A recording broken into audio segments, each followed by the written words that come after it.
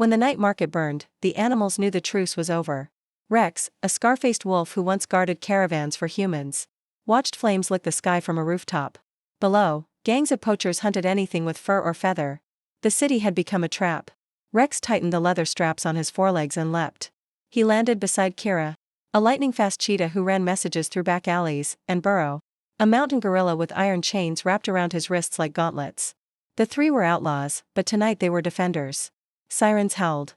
Drones buzzed above. Poachers cornered a herd of deer at the river. Rex barked once, "Go." Kira blurred through the street, drawing fire, her shadow flickering between walls. Burrow charged straight through a barricade, metal screaming as his chains tore it apart.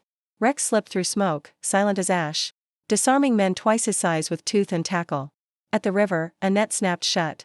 The deer panicked. Kira cut the cables in a heartbeat. Burrow ripped the engine from the boat and hurled it into the water. Rex faced the leader, a man with a shock baton and a cold grin. "Should have stayed in the wild," the man sneered. Rex answered with a snarl and a feint. The baton cracked the ground where he'd been.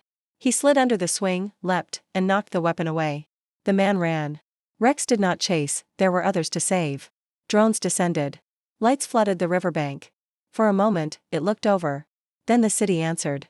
Cats burst from windows, birds blackened the sky. Dogs and horses thundered from side streets. Even the rats swarmed, gnawing through cables.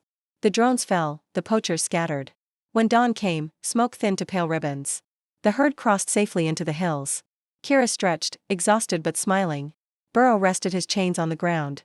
Rex watched the sun rise over a city that had finally chosen a side. They didn't celebrate. Heroes rarely do. They simply turned back into the streets, where the next alarm was already beginning to sound.